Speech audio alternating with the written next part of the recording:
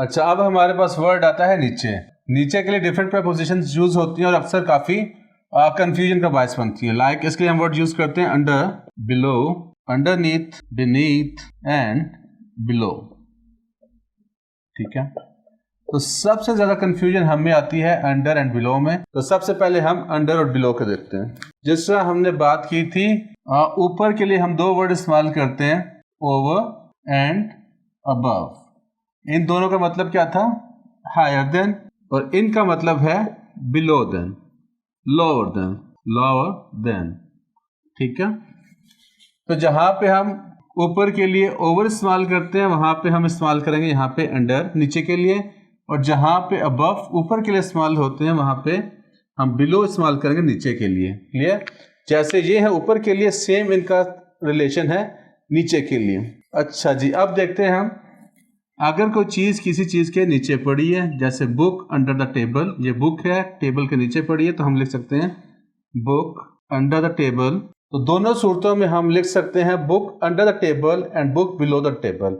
लेकिन यहाँ पे एक छोटा सा डिफरेंस है, दो तीन डिफरेंस है, हम उसको देखते हैं कहाँ पे हम अंडर इस्तेमाल करेंगे और कहाँ पे हम बिलो इस्तेमाल करेंगे। अच्छा, अगर कोई चीज किसी चीज के डायरेक्टली नीचे है, डायरेक्टली, जैसे ये बुक डायरेक्टली इसके नीचे है, इसके चार पायों के बीच में पड़ी है, तो हम यहाँ पे इस्तेमाल करेंगे अंडर। दूसरी सूरत में अगर कोई चीज किसी को टच कर रही है, लाइक ये टेबल की नीचे वाली साइड है और यहाँ पे अगर कोई चीज होगी तो हम इसको लिखेंगे, इस्तेमाल करेंगे अंडर या अंडरनीथ, दोनों इस्तेमाल कर सकते हैं उसके लिए।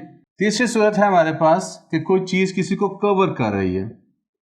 ठीक है, जैसे लास्ट टाइम मैंने बताया था, एक शीट है हमारे पास, ये ऊपर पड़ी है और दूसरी शीट इसके नीचे पड़ी है, इसको कवर कर रही है।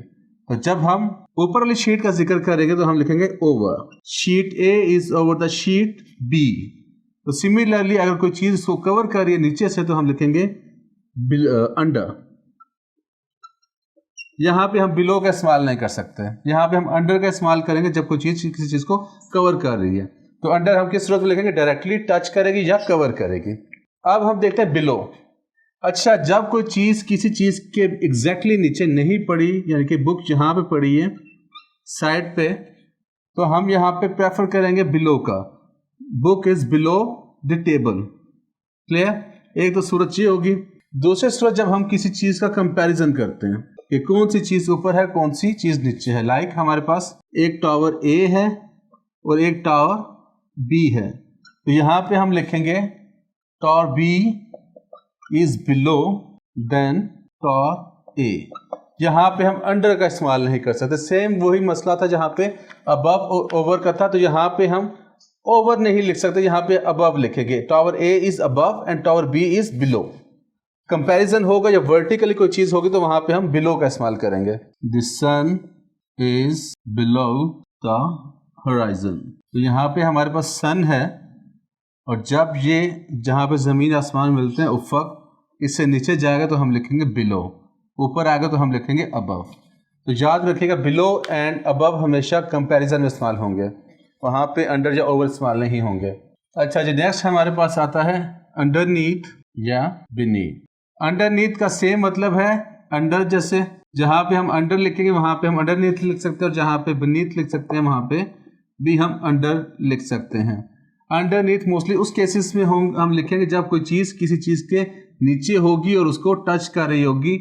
जैसे समटाइम हम च्युइंगम अटैच कर देते हैं उसके टेबल के निचली साइड पे, तो हम लिखेंगे बब च्युइंगम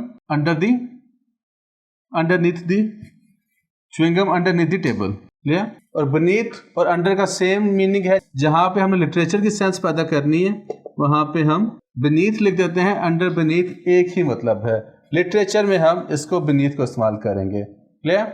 अब नेक्स्ट है हमारे पास डाउन। तो डाउन का जो अपोजिट है अप। तो जैसे हमने लास्ट टाइम पढ़ा था कि जब कोई चीज ऊपर जाएगी, नीचे से ऊपर जाएगी, कोई चीज जब नीचे से ऊपर जाती है तो हम उसके लिए यूज करते हैं up, climb up the tree. तो इसी तरह जब कोई चीज ऊपर से नीचे आएगी तो वहां पे हम इस्तेमाल करेंगे down, he climb down the tree. यहां तक बात समझ आती है?